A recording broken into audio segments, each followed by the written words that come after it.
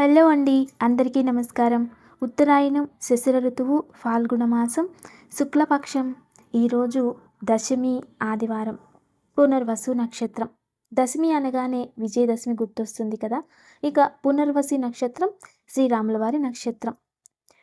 దశమి తిథి విజయానికి ప్రతీకం. ఆదివారం వచ్చింది, మరింత శ్రేష్టమైనటువంటిది. మరియు శ్రీరాముల వారి నక్షత్రంలో రావడం మరింత అద్భుతం. ఈరోజు విష్ణు సహస్రనామానికి కానీ, తర్వాత రాముల వారి నామస్మరణకు కానీ, ఇటువంటిది ఏది చేసినా కూడా అద్భుతమైన ప్రతిఫలం మనకు ప్రాప్తిస్తుంది. ఆత్మరామ అంటాం.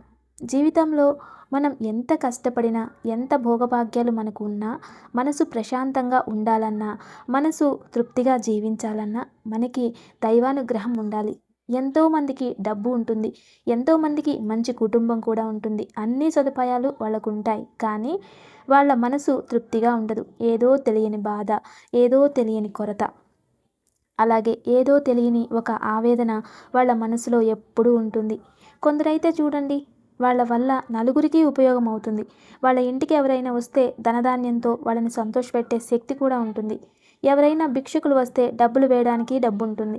ఎవరైనా ఏదైనా కొనిపెట్టాలంటే వాళ్ళకి శక్తికి తగినట్టు ఒక చీరో ఏదో ఒకటి ఇవ్వాలి అన్న వాళ్ళకి ఇచ్చే శక్తి ఉంటుంది. కానీ వాళ్ళు ఏదైనా కొనుక్కోవాలనుకుంటే మాత్రం ఏడ్చి బాధపడితేనే ప్రాప్తిస్తుంది, కానీ లేకపోతే ప్రాప్తించదు. ఇంకా కొన్ని సందర్భాల్లో వాళ్ళ పిల్లలకి వాళ్ళకి ఏం కావాలో కొనిపెడతారు, కానీ అదే వాళ్ళు ఇష్టపూర్వకంగా ఏదైనా వస్త్రాలు వేసుకోవాలి పండుగ రోజు అంటే మాత్రం వస్త్రాలు దొరకవు. ఇలా ఏదైనా కొనుక్కోవాలి, ఈరోజు నాకు ఇష్టమైనది ఏదన్నా కొనుక్కోవాలి అనుకున్నప్పుడు డబ్బులు ఉన్నా కొనుక్కోలేకపోతారు. కాబట్టి ఎంత డబ్బులు ఉన్నా తినాలనుకున్నది కూడా భుజించలేకపోతారు. అంటే దీన్నే అసంతృప్తి జీవితం అంటాం. అంటే ఏదో తెలియని కర్మ మనల్ని వెంటాడుతూ ఉంటుంది.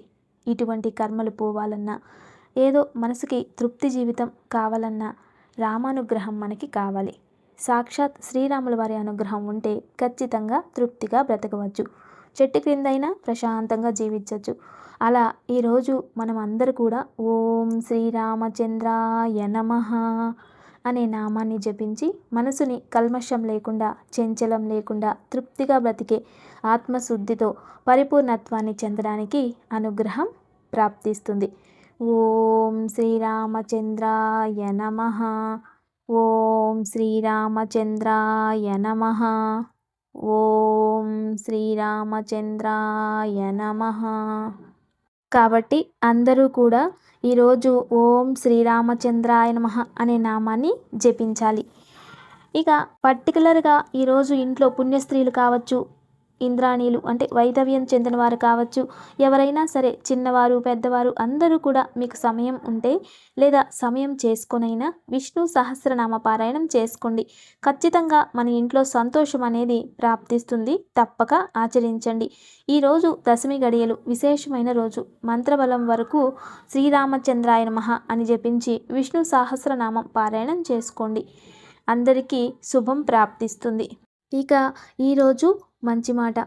చాలామందికి ఎన్నో చేయాలనే ఆశ ఉంటుంది. కొందరు ప్రయత్నిస్తూ ఉంటారు, కొందరు ఆచరిస్తూ ఉంటారు, కొందరు మాటకి కట్టుబడి ఆ మాటకి తగినట్లుగా నడుచుకుంటూ ఉంటారు. చూడండి, జీవితంలో అనుకున్న పరిస్థితుల్లో ఒకరికొక మాట అని ఇచ్చేస్తారు.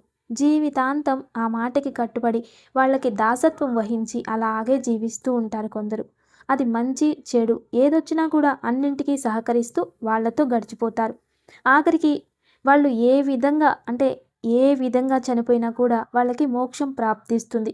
ఎందుకంటే ఆ కర్మ వాళ్ళ చేతుల్లో లేదు, ఇతరుల కోసం వాళ్ళు ఆచరించారు. కాబట్టి అదే విధానంగానే కొన్ని సందర్భాలలో మనం ఏం చేస్తాము అనంటే, ఎవరికైనా దాన ధర్మాలు చేయాలని, లేదా ఇతరులకు ఏదైనా సహాయం చేయాలని, లేదా ఏదైనా పుణ్యకార్యాలు ఆచరించాలని, సొసైటీకి ఏదైనా చెయ్యాలనో, ఏదైనా ధార్మిక క్రియలు ఆచరించాలి, సామాజిక సేవ చేయాలని ఎంతోమందికి ఆసక్తి ఉంటుంది. కొందరు ఆచరిస్తూ ఉంటారు, చేస్తూ కూడా ఉంటారు. అది ఖచ్చితంగా మానవ సేవయే మాధవ సేవ. అటువంటివి ఆచరించడం వల్ల డెఫినెట్లీ పుణ్యఫలం అయితే వస్తుంది. అది ఖచ్చితంగా దాని ప్రభావం మనపై ఉంటుంది. అదే మీరు నలుగురికి ద్రోహం చేసి ఇక నలుగురికి మీరు మంచిది చేస్తూ ఉంటే ఇక మీరు ఖచ్చితంగా దాని వలన పాపమే వస్తుంది. మీరు ఒకరికి వంచి ఆ డబ్బులతో యజ్ఞయాగాదులు ఏం చేసినా, ఒకరిని వంచించి ఏ దాన ధర్మాలు చేసినా ఆ ఫలం మొత్తం వాళ్ళకు వెళ్తుంది కానీ వంచించిన పాపం మాత్రం మీకు వస్తుంది. ఇది అందరూ గమనించాలి.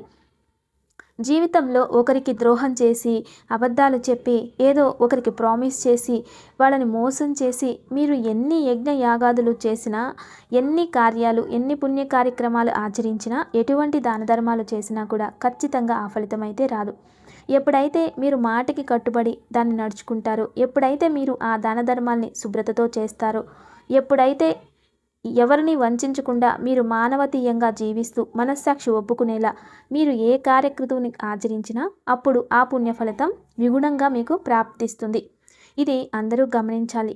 ఒకరిని వంచించి, ఒకరిని మోసం చేసి, ఒకరికి అబద్ధాలు చెప్పి, ఒకరిని దూషించి, ఇలా ఒకరికి నీరస మనోభావాన్ని సృష్టించి, ఒకరిపైన అసూయతో ఇటువంటి గుణాలు మీలో పెట్టుకుని మీరు ఇద్దరికీ ఎంత మంచిది చేసినా, మంచిది కోరిన, దాన ధర్మాలు చేసిన, పుణ్యక్షేత్రాలకు వెళ్ళినా ఖచ్చితంగా మీకు ఆ పుణ్యఫలం అయితే రాదు. మీరు పూజను ఆచరించి భగవంతుడు ఎలా స్వీకరిస్తాడో అదే విధానంగా మీరు చెడు క్రతువును ఆచరించి ఉంటే ఆ కర్మ కూడా మీరు స్వీకరించాల్సిందే. ఈ కర్మ తదుపరి మీ పిల్లలకు కూడా వెళ్తుంది. ఎందుకంటే మీరు కష్టపడి డబ్బు సంపాదించి మీరు పిల్లల్ని చదివించాలి అనుకుంటారు. అజ్ఞానంతోనో అహంకారంతోనో ఇతరులకు వంచించి మీరు చదివిస్తే ఆ విద్యతో పాటు ఆ పాపం కూడా వాళ్ళకి చెందుతుంది. దాని పనిష్మెంట్ భవిష్యత్తులో వాళ్ళు అనుభవిస్తారు. అదే విధానంగా మీరు ఇతరులకి ద్రోహం చేసి, వంచించి, తల్లిదండ్రులకు మోసం చేసి, వాళ్ళ ఆస్తులు సంపాదించి పిల్లలకు ఇచ్చి, ఫైట్ చేసి, యుద్ధం చేసి మీరు ఏదైనా చేసినా కూడా ఆ కర్మను వాళ్ళు అనుభవించాల్సిందే. మనం తెలిసి తెలియకుండా ఎవరికైనా బాధ పెట్టి ఉంటే దానికి క్షమాపణ, రెండోది ప్రాయశ్చిత్తం. ప్రాయశ్చిత్తం అంటే ఏంటి? కృతజ్ఞత తెలియజేయడం.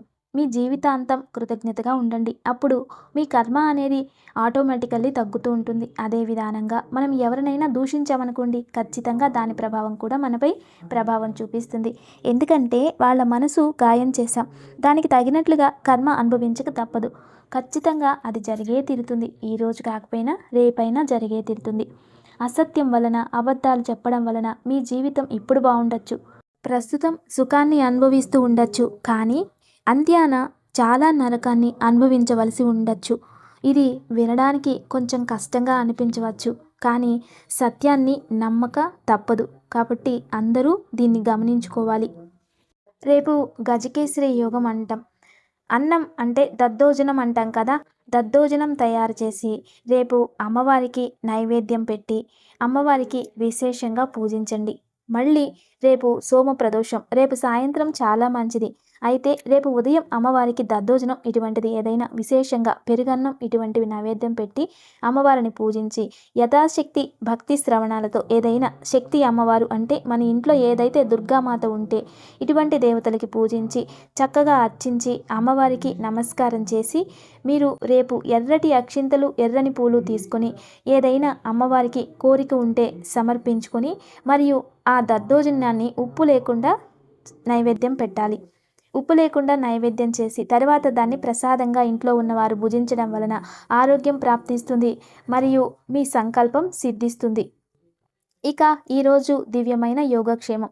ఈరోజు సాయంత్రం విశేషంగా మహావిష్ణువు, లక్ష్మీనారాయణ, లక్ష్మీ వెంకటేశ్వర ఇటువంటి విష్ణు సంబంధించిన భార్యాభర్త అంటే విష్ణువుకి సీతారామ సమేతంగా, లక్ష్మీనారాయణ సమేతంగా ఇటువంటి విష్ణు దేవతలు భార్యాభర్తలు సమేతంగా పక్కపక్కన పెట్టి త్రిదీపం వెలిగించి లక్ష్మీనారాయణ హృదయ స్తోత్రం ఎవరు పారాయణ చేసుకుంటారో వారికి భార్యాభర్తల మధ్య సఖ్యత ఏర్పడుతుంది. అద్భుతమైన యోగక్షేమం. మరియు ఈరోజు సాయంత్రం లోపు ఒక నిమ్మపండుని ఇంటికి దృష్టి తీసి దాన్ని 4 భాగాలుగా చేసేసి ఇంటి బయట డస్ట్బిన్లోకి వేసేయండి. తర్వాత ఇల్లంతా గోమూత్రం చల్లి సాంబ్రాణి పొగ వేసేయండి. దగ్ధయోగం కదా, చెడు వెళ్ళిపోతుంది. దివ్యమైన యోగక్షేమం తప్పక ఆచరించండి. నమస్తే. Thanks for watching.